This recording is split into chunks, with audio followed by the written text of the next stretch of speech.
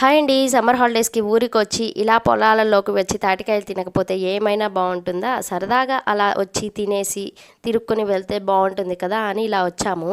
నాన్న మేమొస్తాం నాన్న చేలోకి అనగానే సరే రండి అనైతే తీసుకొచ్చారు.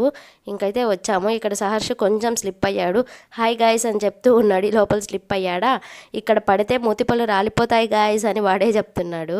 ఎంతైనా తాటికాయలు ఇంట్లో తినడం కన్నా అలా పొలంలో గట్టు మీద కూర్చొని తింటే చాలా బాగుంటుంది కదా ఆ ఫీలింగు. ఏదో సరదాగా ఎండకి తిరుక్కొని వచ్చి ఇలా తింటే చాలా బాగుంటుంది. చల్ల చల్లగా తాటికాయలు అయితే తిన్నాము.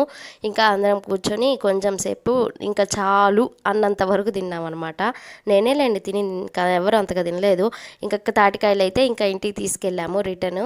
కొన్ని ఉంటే ఇటు సైడ్ చూడండి, చెట్టు ఒక సైడ్ లీవ్స్ ఒకలా ఉన్నాయి, ఇంకో సైడ్ ఇంకోలా ఉన్నాయి అని అయితే వీడియో తీశాను.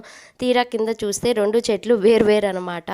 ఇంకా సరదాగా కొంచెం సేపు ఇక్కడ తిరిగాము. అయితే ఇంటికైతే రిటర్న్ అయిపోయాము. ఆదర్శ్ కూడా కారు ఎక్కేశాడు.